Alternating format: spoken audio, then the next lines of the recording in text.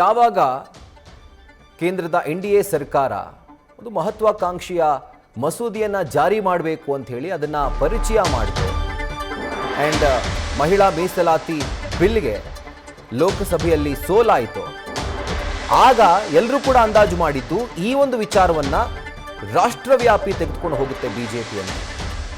So ಅದೇ ಥರ ಪ್ರಧಾನಿ ಮೋದಿ ಸುದೀರ್ಘವಾದಂತಹ ಭಾಷಣವನ್ನು ನಿನ್ನೆ ಮಾಡಿದ್ದಾರೆ. ಮೊದಲಿಗೆ ದೇಶದ ಮಹಿಳೆಯರಿಗೆ ಪ್ರಧಾನಿ ಮೋದಿ ಕ್ಷಮೆ ಕೇಳಿದ್ದಾರೆ.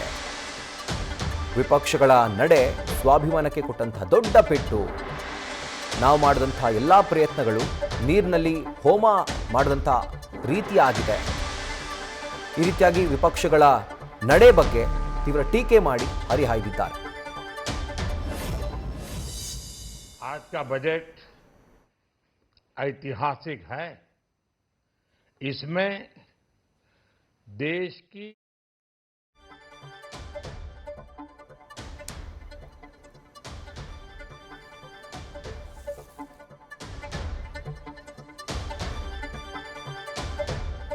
देशवासियों नमस्कार। आज मैं एक बेहद महत्वपूर्ण विषय पर, विशेषकर देश की माताओं, बहनों और बेटियों से बात करने के लिए आया हूं। आज भारत का हर नागरिक देख रहा है कि कैसे भारत की नारी शक्ति की उड़ान को रोक दिया गया। उनके सपनों को मेरे प्यारे ಸೊ ನಿನ್ನೆ ಒಂದು ಮಹತ್ವದ ಭಾಷಣವನ್ನು ಪ್ರಧಾನಿ ಮೋದಿ ಮಾಡಿದ್ರು. ದೇಶವನ್ನು ಉದ್ದೇಶಿಸಿ ಅವರೇ ಹೇಳಿದ ಹಾಗೆ ಮಹಿಳೆಯರನ್ನು ಉದ್ದೇಶಿಸಿ ಅವರು ಮಾತನಾಡಿದ್ರು. ಸಾಮಾನ್ಯ ಕುಟುಂಬಗಳ ಸಹೋದರಿಯರು ಕೂಡ ಸಂಸತ್ಗೆ ಬರಬೇಕು ಅಂತ ನಾನು ಬಯಸಿದ್ದೆ. ಮಹಿಳಾ ಶಕ್ತಿ ಉತ್ತುಂಗಕ್ಕೆ ಹೋಗೋದನ್ನು ಹೆಚ್ಚೋದನ್ನು ವಿಪಕ್ಷಗಳು ಈ ನಡೆಯ ಮುಖೇನ ತಡೆ ಹಿಡಿದಿವೆ. ಮಹಿಳಾ ಮೀಸಲಾತಿ ಬಿಲ್ ಸೋಲಿಗೆ ಮಹಿಳೆಯರ ಕ್ಷಮೆಯನ್ನ ಕೋರ್ತೀನಿ ಅಂತ ಹೇಳಿದ್ದಾರೆ. ಅದರ ಜೊತೆಗೆ ಮಹಿಳಾ ಮೀಸಲಾತಿ ಬಿಲ್ ವಿರೋಧಿಸಿ ಕಾಂಗ್ರೆಸ್ ತನ್ನ ಅಸಲಿ ಮುಖವನ್ನು ಈಗ ದೇಶಕ್ಕೆ ತೋರಿಸ್ತಾ ಇದೆ.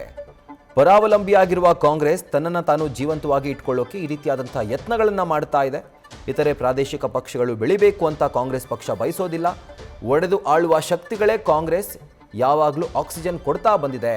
ಆ ಶಕ್ತಿಗಳಿಗೆ ಆಕ್ಸಿಜನ್ ಕೊಡ್ತಾ ಬಂದಿರುವಂಥದ್ದು ಕಾಂಗ್ರೆಸ್, DMK, TMC, SP ಅಂಥ ಪಕ್ಷಗಳ ಸ್ವಾರ್ಥ ರಾಜಕೀಯ ಇದು.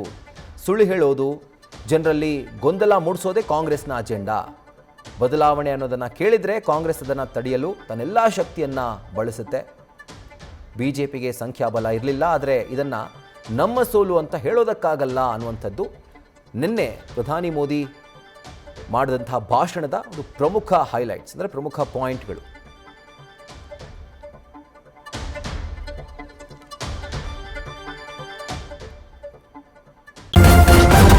ನ್ಯೂಸ್ ಫಸ್ಟ್, ನಿರ್ಭೀತಿಯಿಂದ ನಿಮ್ಮ ಪರವಾಗಿ.